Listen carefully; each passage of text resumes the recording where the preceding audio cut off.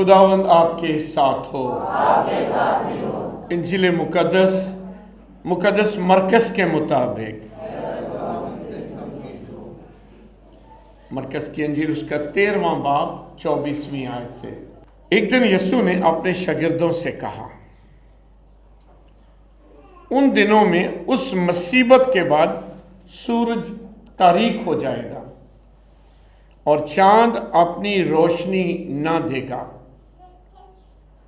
और आसमान के सितारे गिरेंगे और जो कुव्वतें आसमान में हैं वो हिलाई जाएंगी और तब लोग इब्ने इंसान को बादलों पर बड़ी कुदरत और जलाल के साथ आता देखेंगे। उस वक्त वो अपने फरिश्तों को भेजकर अपने बरगज़ीदों को ज़मीन के उफ़ से लेकर आसमान के उफ़ तक चारों तरफ से जमा करेगा। अब अंजीर के दरख्त से ये तमसील सीखो, जो ही उसकी डाली नरम होती और पत्ते निकलते हैं तो तुम जानते हो कि गर्मी नज़दीक है। इसी तरह तुम भी जब ये होते देखो तो जान लो कि वो नज़दीक बल्कि दरवाजे पर है। मैं तुमसे सच कहता हूँ कि ये पुश्त हरगिज़ ना गुजरेगी जब तक ये सब कुछ हो ना ले। आसमान और ज़मीन टल जाएंगे लेकिन मेरी बातें ना टलेंगी। इंजील मुकद्दस के वसीले से हम सब की खताएं मुआफ़ की जाएं। आज का इतवार मरकज़ 13वां बाब है कि गल का दी आखिरत दी कि दुनिया जो कुछ बनया है यदी आखिरत कदों होनी है, किस तरह होनी है, ये सब कुछ मुकना किवें है। जो कुछ बनया है आखिरकार किसी दिन तो एंड होना है, जो शुरू होया हाँ जी वह एंड होना है, पर किस तरह होना है। मरकज़ 13वां बाब पूरा ये देता ही है। अच्छा, जदों असी लफ्ज़ आखिरत सुनने एंड सुनने साडे ज़हन दे विच साडी सोच दे विच ये हुई है कि एक दिन ये सब कुछ मुक जाना है, ख़त्म हो जाना। दर हकीकत जो क़यामत की गल करने ना उदों असी किसी दुनिया के खात्मे की गल नहीं कर रहे, असी गल कर रहे हैं ये दुनिया के पार की है, क्योंकि जिधर इन्हें मुकना है अगली जिंदगी ने शुरू होना है। आमीन। सो क़यामत जिहड़ी है ना ये जिंदगी ये फानी जहान, असी इनू फानी क्यों कहने हैं? फानी क्यों कहते हैं? हाँ जी, फना होना ना, लफ्ज़ फना है ना, फना तो फानी है ना, फना हो जाना है, ख़त्म हो जाना है। तो केड़ी केड़ी चीज़ ख़त्म होनी है? मरकज़ 13वां बाब वजाहत ना दसदा है, ज़मीन ते भी ते आसमान ते भी। आसमान ते की है? वड्डे वड्डे हाँ जी, सूरज कड़िया कुवतां ने, सूरज चंद ने, सितारे ने, होर बाकी का जो अज वह मंजर भी दसिया गया है, ये सारा कुछ खत्म हो गया। लेकिन इसका मतलब की कि खुदा कुली तौर पर जो कुछ उन्हें बनाया ख़त्म कर देगा? नहीं, इस तरह नहीं है। मुकाशफा दे विच लिखा है, देख मैं हर चीज़ को नया कर दूंगा, हर चीज़ को नया कर दूंगा। पुरानी चीज़ें जाती नहीं और हर चीज़ को मैं क्या कर दूंगा? नया कर दूंगा। एक पासे पुरानियां चीज़ां चलियां गई तो दूसरे पासे नवियां चीज़ां आ गई। खुदा कभी भी अपनी मखलूक नूं ख़त्म नहीं करेगा, नवा करेगा पर ख़त्म नहीं करेगा, क्योंकि देख मैं हर चीज़ नहीं करता। अगर ये ख़त्म ही करना है तो बनाया क्यों से? ठीक है, ख़त्म ही करना तो बनाया क्यों? इसलिए खुदा ख़त्म नहीं करेगा, खुदा हर चीज़ नूं नवां कर देगा। नवां कर लग्या कई बार पुरानी चीज़ ढानी पैंदी है। हाँ जी, पुरानी चीज़ नूं ढाना जरूर पैंदा। आम तौर पर जो नवां घर बनाना तो फिर की करना है, जो पहलों बनया उन्होंने की करना है, वो उत्ते ईटां ला दोगे तो की हो जाएगा, अंदर तो वही टुटा। सो नवा बनाने वास्ते की करना है, हम पुराना तो कुछ करना पेगा, उन्होंने तो ढाना पेगा। लेकिन पुराना ढाण का मतलब ये नहीं कि तुम खत्म कर लगे हो सब कुछ, नहीं। एक पासों पुराना खत्म कर लगे हो तो दूजे पासों नवा तामीर कर लगे हो। खुदा अपनी मखलूक नूं कदी भी बिल्कुल ख़त्म नहीं करेगा, बल्कि उन्होंने नवा करेगा। देख, पुरानी चीज़ें जाती रहीं, मैं हर चीज़ को नया कर दूँगा। लेकिन ये अमल होएगा किवें? ये अमल मरकस 13वें बाब च बड़ा डरावना जिहा दस्सिया गया। देखो ना, तुसी सोचो जरा कि सूरज टुट जाए, चंद टुट जाए, खत्म हो जाए, पूरी कायनात की जिंदगी पता सूरज तो साड़ी कोई चीज़ ना उगे। अगर सूरज खत्म हो जाए ना, कोई चीज़ ना उगे, बल्कि इन्नियां को बीमारियां फैल जान जिहड़ा हाले सानूं तजर्बा भी नहीं है। हाले तो सानूं डेंगी ते कोरोना का सिर्फ छोटा जिहा तजर्बा हो गया, लेकिन अगर सूरज खत्म हो जाए तो पता नहीं केड़ा केड़ा जरासीम इत्थे परवान चढ़े के इंसान की जिंदगी बाकी नहीं रह सकती। कायनात की जिंदगी, फसलां नहीं उग सकती, दरख्त नहीं उग सकते, जानवर जिंदा नहीं रह सकते। सो खुदा ने अपना एक निज़ाम बनाया है जिहदे नाल हर चीज़ कायम है। पर अज असीं पढ़ने कि एक दिन आएगा कि यह सारा कुछ खत्म हो जाएगा। दरअसल ये सारी तलावत के पिछे है कि ये तलावत के पिछे वे कि खुदा अपनी मखलूक को ख़त्म नहीं करेगा, नवा बनाएगा। दूसरा कि खुदावंद यसू मसीह जिहड़ा आसमान ते गया, वो जान तो पहले एक गल कह के गया सी। की कह के गया सी? अज का गीत जिहड़ा असीं गाया मैनूं बहुत अच्छा लगा। हाँ जी ना, मेरे बाद मिलकर दुआ करते रहना। मेरे बाद, ये गीत पता कदों का? ये गीत उदों का जब यसू मसीह जिंदा आसमान से उठाया गया, तो जान तो पहले अपने शागिर्दां नूं की क्या सी? सारी दुनिया में जाओ और जाकर क्या करो? अंजील की मुनादी करो, और जो ईमान लाए उसे बाप और बेटे और रूह कुदस के नाम में बपतिस्मा। मेरे बाद मिलकर दुआ करते रहना। आगे तलावत कलामे खुदा करते रहना, यानी तलावत करते रहना, कलाम पढ़ते रहना, दुआ करते रहना। कदों तक? कदों तक? जब तक मैं वापस ना आऊं। साडा ईमान है कि खुदावंद यसू मसीह वापस आएगा। वही क़यामत का दिन है, वही क़यामत का दिन है जदों मसीह खुदावंद वापस आएगा। क्योंकि जदों मसीह खुदावंद आसमान ते गया तो शागिर्द जिन्हों की अखां के सामने यसू आसमान ते गया, उन्होंने वेख्या एक फरिश्ता आया, तो उन्हें की क्या सी? ऐ मर्दो भाइयों, जिस यसू को तुमने आसमान पर जाते देखा है, इसी तरह उसको वापस आते देखोगे। आसमान ते जाना ते आसमान तो वापस आना, ये दोनों के दरम्यान जिहड़ा वक्त है वो असी जमीन उत्ते गुजारने। ते कदों आना है ये बारे कोई भी कुछ नहीं दस सकता, कुछ भी नहीं दस सकता। शागिर्दां ने ना यसू मसीह ने कहा कि इन्नियां पेशन गोइयां कर रहे हैं कि हैकल नहीं रहेगी, टुट जाएगी, पत्थर ते पत्थर नहीं रहेगा, बड़े बड़ियां आफतां आनगियां, वबावां काल पैणगे। ये कदों होएगा? तो कदों होएगा? असीं तैयार रहिए वो दिन। कोई सानू डेट दे, कोई सानू तारीख दे, वक्त दे। ते मसीह खुदावंद ने क्या आख्या सी? ਸਵਾਏ ਬਾਪ ਦੇ ਉਸ ਦਿਨ ਨੂੰ ਕੋਈ ਵੀ ਨਹੀਂ ਜਾਣਦਾ। ਕੋਈ ਨਹੀਂ।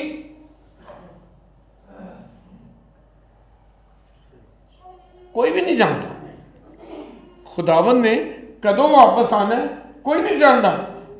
असी गैस मार सकने उंज ते टैलीविजन ते ना कई बार बहुत जबरदस्त पास्टां दी तकरीरां इंज सुनी दियां जिवें ते इंज लगदा जिवें कल यसू ने आ जाना। हाँ जी। ते फिर पेशन गोइयां दुनिया च पेशन गोइयां ढेर होण डईयां ने ते कदों दियां होण डईयां ने कि यसू आने वाला है। साढ़े गीत की कहते हैं कर लो तैयारी यसू। हाँ तो कदों आने वाला है? लोगों के अपने अपने गैस ने तो फिर इन्ने जोश नाल तकरीर करते हैं इंज लगता शाम सीधा यसू ने आ जाना। तो वो शामां पता नहीं किन्नियां नस्लां गुजर गई ने। नहीं क्यों? क्योंकि यसू ने क्या आना जरूर है लेकिन कदों आना किसी को नहीं पता। इतों तक यसू ने कहा फरिश्तियां भी नहीं पता तो बेटे भी नहीं पता। जे फरिश्तियां नहीं पता बेटे नहीं पता तो फिर जेडे असी बहुत जबरदस्त तकरीरां करने कि जी शाम सीधा आ जाना सानू कितों पता लग गया असी फरिश्तियां नाल वड्डे हो गए या यसू मसीह ना खुदा दे बेटे नालों वड्डा असी हो गया ना। ये दुरुस्त नहीं। क्यामत के बारे किसी नूं भी बिल्कुल कोई इलम नहीं। इस वास्ते जदों क्यामत का जिक्र किया गया ना एको ही गल की गई है ईमान रखो तो उम्मीद रखो। ईमान रखो उम्मीद रखो कि यसू आएगा। सिर्फ एको ही गल कही गई है जागते रहो और दुआ करो। सानू सिर्फ दुआ करने लिए क्या है बेदार रहने लिए क्या गया है जागते रहो और दुआ करो। तुम ना उस घड़ी को जानते हो और ना उस दिन को। सानू नहीं पता। ईमान ते उम्मीद जरूर है।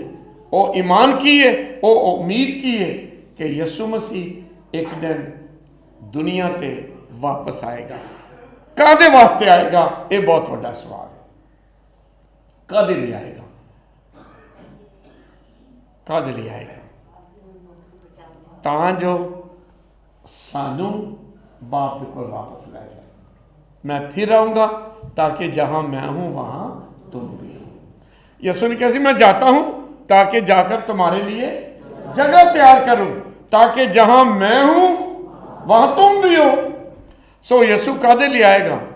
सानू अपने कोल बाप दे कोल ले जाने वास्ते अबदी जिंदगी देने वास्ते बहिश्त में वापस ले जाने वास्ते। बहुत बारी जो भी असी क्यामत की गल करने तो सजा की गल करने दोज़ख की गल करने है जी अदालत की गल करने। बेशक यसू मसीह का आना अदालत होगा। मत्ती 25वां बाप है ना कि यसू तखत ते बवेगा तो लोग वो सामने हाजिर होंगे। ठीक है ठीक है। वो सज्जे पासे जेडे बरगजीदे ने तो खब्बे पासे ठीक है जेडे खब्बे पासे ने कहेगा जाओ दोज़ख है तो जेडे सज्जे ने आओ मेरे बाप के मुबारक लोगों उस जगह जी तुहाडे वास्ते तैयार की गई। अदालत है ये साडे ईमान का हिस्सा है कि अदालत होनी है। असी अपना अपना हिसाब देना है। हिसाब का दिन आना है लेकिन खौफ सदा नहीं। जेड़ा यसू ते ईमान रखता है ना तो जेड़ा यसू ते उम्मीद रखता है ना उन्होंने डरन की जरूरत है तो ना उन्होंने खौफ करने की जरूरत है। क्यों? क्योंकि यसू मसीह ने मेरे लिए तुहाडे लिए जान दी है सलीब उत्ते कुर्बान होया साडे लिए दुख सहने तां जो असी निजात पाइए तां जो असी बच जाइए तां जो असी दोज़ख तो रहाई पाइए। साडे वास्ते बेशक दा दरवाजा खोलिया। अगर उत्ते किसी जाना ही नहीं है तो फिर यसू की कुर्बानी किदे लई? आमीन। यसू मर गया कादे वास्ते? सानू बचाने लई। यसू मसीह ने डाकू नूं की कहा सी कि तू आज ही मेरे साथ फरदौस में होगा। डाकू नूं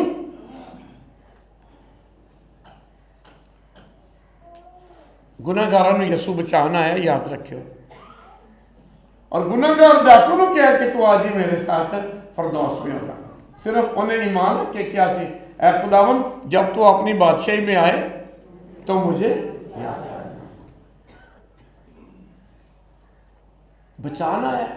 तो यसू ने खुद क्या है, हाँ जी, मैं रास्तबाजा लिए नहीं आया, किदे लिए आया मैं, गुनाहगारां लिए।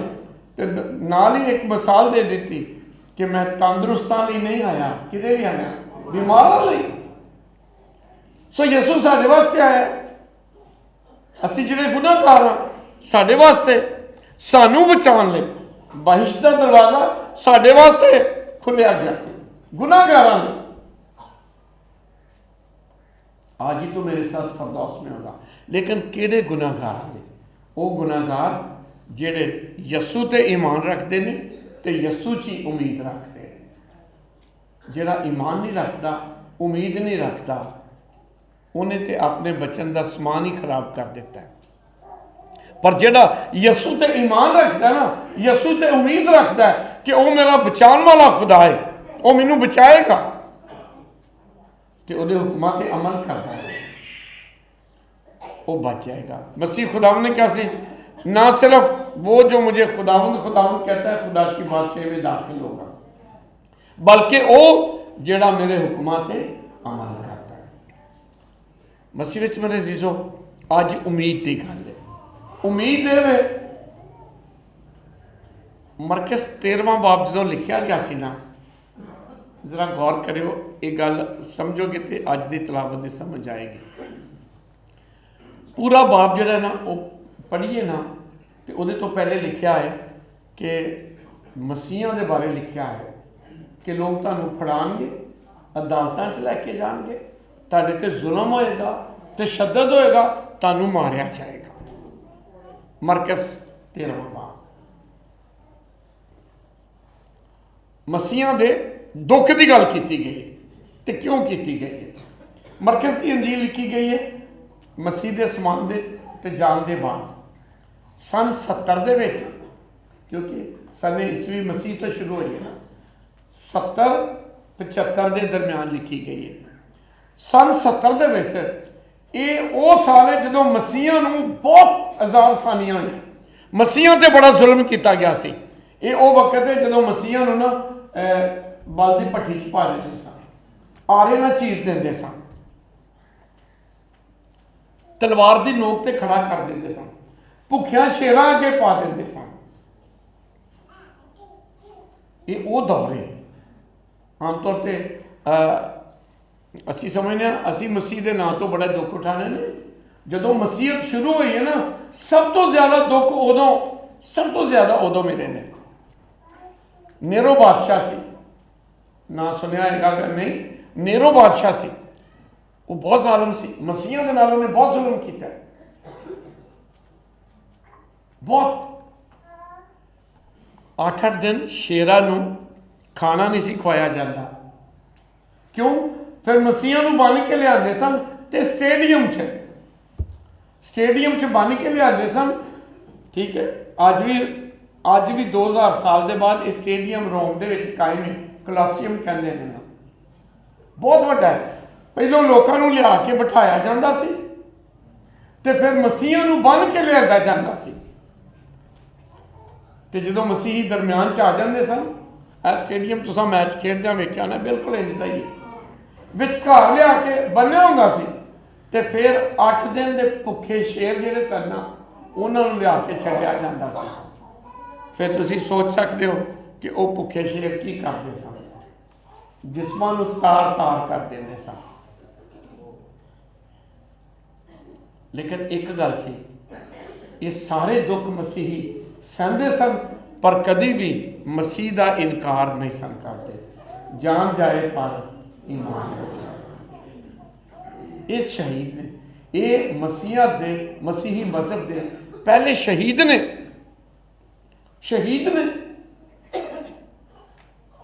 ते लब के मुकद्दस पौलुस रसूल ਪਲੂਸ ਰਸੂਲ ਬਣਨ ਤੋਂ ਪਹਿਲਾਂ ਕੀ ਕਰਦਾ ਸੀ? ਕੀ ਕਰਦਾ ਸੀ? ਮਸੀਹ ਨੂੰ ਮਾਰਦਾ ਸੀ। ਤੇ ਖਤ ਲੈ ਕੇ ਕੀ ਕਰਨ ਜਾ ਰਿਹਾ ਸੀ? ਮਸੀਹ ਨੂੰ ਫੜਨ ਜਾ ਰਿਹਾ ਸੀ, ਤਾਂ ਕਿ ਉਹਨਾਂ ਦਾ ਵੀ ਇੰਜਾਮ ਇਹੋ ਹੀ ਹੋਵੇ। ਉਹ ਤੇ ਰਾਹ 'ਚ ਯਿਸੂ ਨੇ ਆਖਿਆ, ਨਾ ਵੀ ਆ ਜਾ ਹੁਣ ਤੂੰ ਮੈਨੂੰ ਮਰਵਾਉਣ ਵਾਲਾ ਨਹੀਂ ਹੋਏਗਾ, ਮੈਨੂੰ ਬਚਾਉਣ ਵਾਲਾ ਹੋਏਗਾ, ਮੇਰੇ ਲੋਕਾਂ ਨੂੰ। ਇਹ ਸਾਰੇ ਲੋਕ ਸਨ, ਯਹੂਦੀ ਵੀ ਤੇ ਰੋਮੀ ਵੀ। ਇਹ ਦੋਨੋਂ ਨਾ ਸਿਰਫ ਇਹਨਾਂ ਨੇ ਯਿਸੂ ਨੂੰ ਸਲੀਬ ਚੜਾਇਆ, ਉਹਦੇ ਬਾਅਦ ਜਿਹੜਾ ਪਹਿਲੇ ਮਸੀਹੀ ਨੇ ਬਹੁਤ ਦੁੱਖ ਦਿੱਤੇ, ਬਹੁਤ ਦੁੱਖ ਦਿੱਤੇ, ਬੜੀਆਂ ਮੁਸੀਬਤਾਂ 'ਚ ਪਹਿਲੀ ਮਸੀਹਤ ਜਮਾਇਤ, ਮਸੀਹੀ ਜਮਾਇਤ ਬਹੁਤ ਦੁੱਖਾਂ 'ਚੋਂ ਲੰਘੀ, ਬਹੁਤ ਦੁੱਖਾਂ 'ਚ।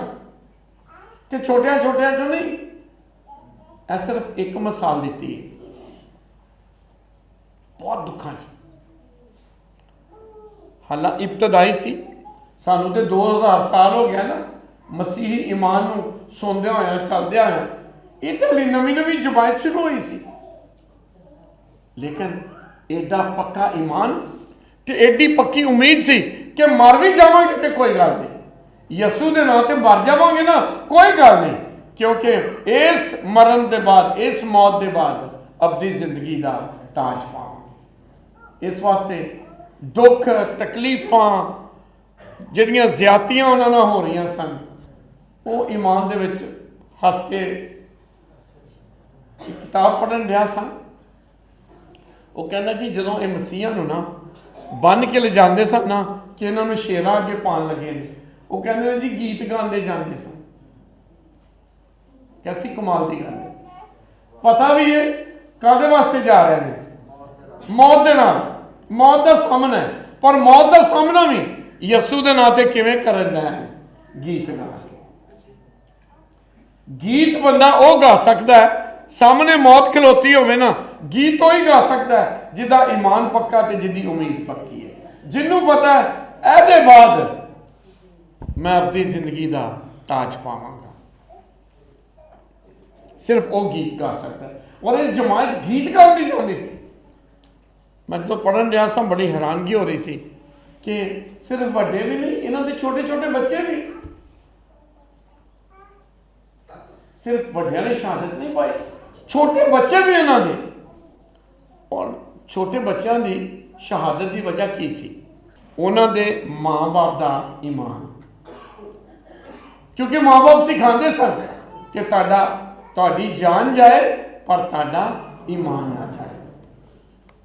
ਜੇ ਆਪ ਸ਼ਹੀਦ ਹੁੰਦੇ ਸਨ ਨਾ, ਆਪਣੀ ਔਲਾਦ ਨੂੰ ਵੀ ਇਹੋ ਹੀ ਸਿਖਾਉਂਦੇ ਸਨ, ਮਰ ਜਾਣਾ ਪਰ ਈਮਾਨ ਨਹੀਂ ਛੱਡਣਾ, ਈਮਾਨ ਨਹੀਂ ਛੱਡਣਾ ਤੇ ਉਮੀਦ ਨਹੀਂ ਛੱਡਣੀ।